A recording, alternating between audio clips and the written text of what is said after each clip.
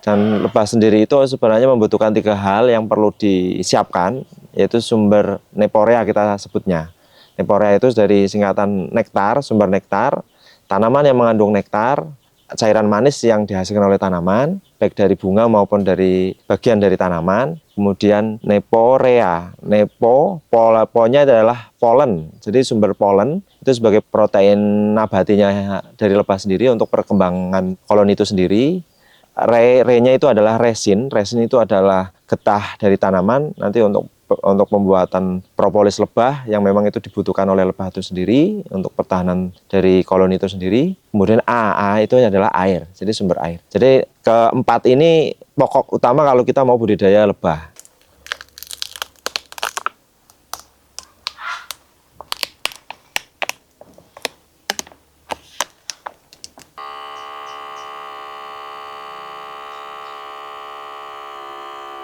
Assalamualaikum warahmatullahi wabarakatuh. Perkenalkan, nama saya Setio.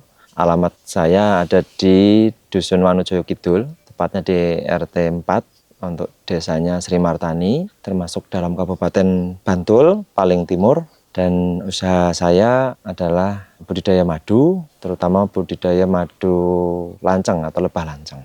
Alhamdulillah untuk budidaya ini kami mulai dari tahun 2001. Kita mulai dengan mencoba budidaya di sekitar rumah atau di kebun sebelah rumah.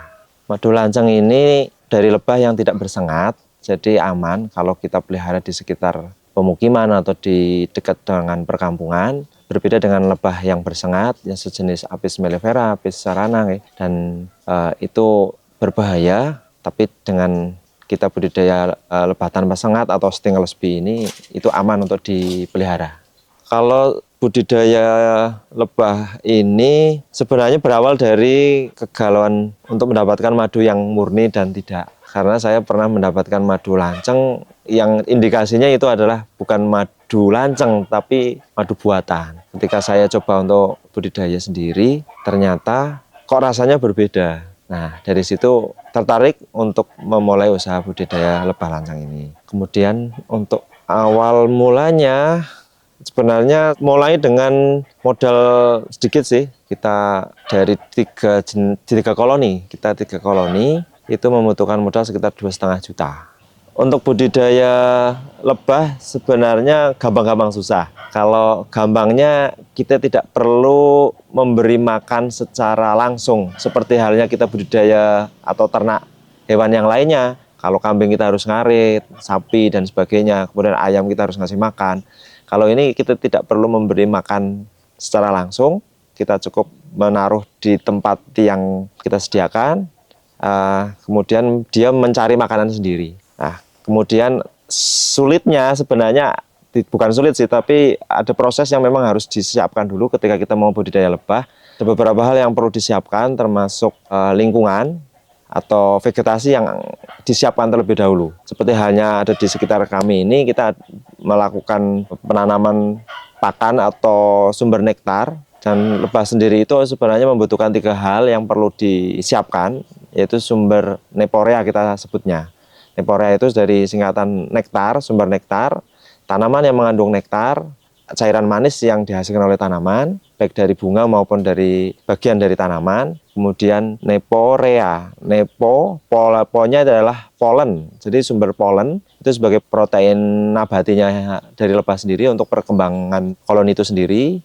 Re-nya itu adalah resin itu adalah getah dari tanaman nanti untuk pembuatan propolis lebah yang memang itu dibutuhkan oleh lebah itu sendiri untuk pertahanan dari koloni itu sendiri. Kemudian A itu adalah air, jadi sumber air. Jadi keempat ini pokok utama kalau kita mau budidaya lebah. Jadi harus ada sumber nektar, sumber polen, sumber resin, dan sumber air. Dari neporea ini nanti kita identifikasi jenis tanaman-tanaman yang bisa menghasilkan terutama 3 ya, nektar, polen, dan resin. Tentunya kita akan memilih tanaman yang bisa meliputi 3 itu. Tetapi kadang kita jarang menemui tanaman yang bisa memenuhi 3 kebutuhan tadi, nektar, resin, dan polen. Nah, beberapa tanaman yang umum di masyarakat mengenai sumber nektar itu kayak misalkan bunga randu, bunga kaliandra, ada madu randu, ada madu kaliandra, kemudian ada madu rambutan, ada bunga buah-buahan ya. Jadi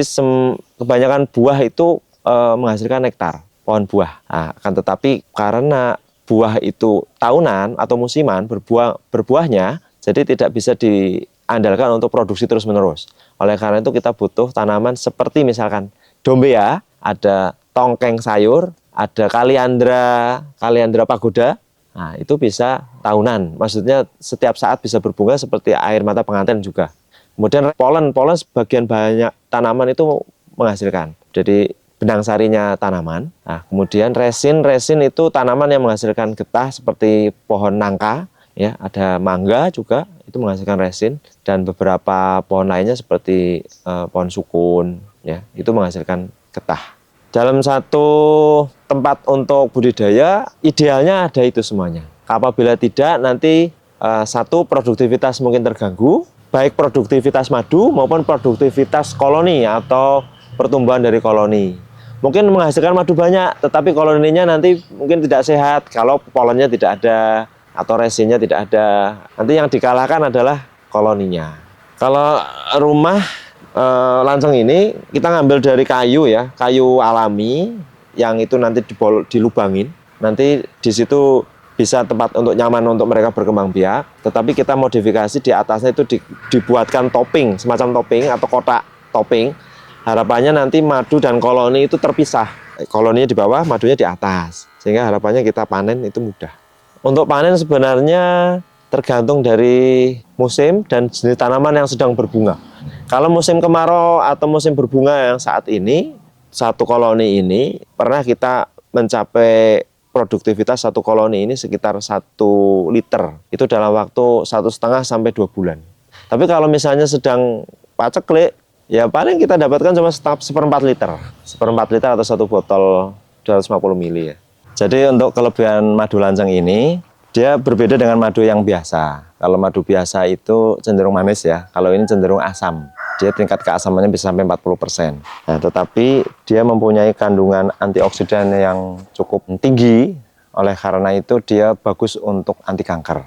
Dari beberapa penelitian yang ada, literasi, dia bisa sebagai anti kanker, bisa sebagai antioksidan dan membunuh sel-sel kanker, anti proliferasi dari dinding sel bakteri maupun dari sel kanker. Kalau vegetasi nggak ada, tentunya produktivitas madu tidak ada itu, atau dia tidak bisa berkembang biak dan baik. Tentunya nanti terjadi kepunahan dari koloni itu. Kita sudah investasi, tidak didukung dengan vegetasi, akhirnya nanti kita jadi frustasi. Kalau untuk yang membedakan madu murni dan tidak, itu sebenarnya gampang-gampang susah. Banyak hoax yang beredar di masyarakat, kayak seperti misalnya madu itu tidak dirubungin semut. Katanya madu asli tidak dirubungin semut. Padahal bagi kami, para pegiat lebah, para peternak, semut itu adalah predatornya dari lebah itu sendiri. Pernah kita koloni habis diserang oleh semut. Untuk membedakan madu asli dan tidak, tentunya yang spesifik itu ada di satu dari aroma nektar. Aroma nektar tertentu akan mengeluarkan bau tertentu atau aroma tertentu. Bagi para pegiat lebah yang sudah terbiasa itu gampang untuk membedakan antara ini. Tapi bagi masyarakat kadang agak susah. Harus ada latihan untuk terus-menerus untuk mencoba dari aroma, kemudian dari rasa. Dari rasa antara madu nektar rambutan, nektar randu, nektar kaliandra misalkan, atau multiflora bahkan, itu pun berbeda. Kemudian dari warna itu ketika baru panen cenderung madu itu warnanya cerah, kecuali panen saat kita panen itu benar-benar sudah matang sekali, mungkin bisa berwarna lebih gelap. Motivasi untuk anak muda, kita belajar dari lebah lah aja. Lebah sehari itu bisa bolak-balik keluar masuk ke sarangnya, itu bisa nyampe 40 kali, bahkan lebih sehari. Dan itu mengambil nektar, itu kurang lebih sekitar 5 mili. Dari mulai subuh, setelah subuh, pagi, fajar, mereka mulai bekerja, sampai sore sebelum maghrib mereka terus bekerja. Jadi motivasi buat teman-teman, terutama bagi kaum muda, semangat lebah ini luar biasa dalam bekerja. Dia tidak pantang menyerah untuk bekerja, dari mulai pagi hari dia sudah semangat, sampai sore dia terus bekerja. Dan dia bekerja untuk menghasilkan sesuatu yang bermanfaat, tentunya menghasilkan madu.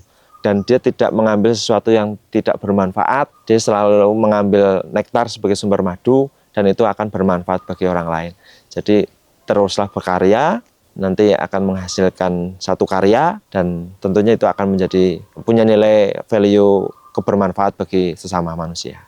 Kami alhamdulillah di sini menyediakan beberapa produk dari kami budidaya lebah, mulai dari hasilnya madu itu sendiri dari madu lanceng, kemudian ada madu jenis yang lain juga yang dari jenis Apis cerana atau Apis mellifera, dan kita juga bekerjasama dengan beberapa komunitas yang itu insya Allah amanah untuk menyediakan madu-madu yang benar-benar murni.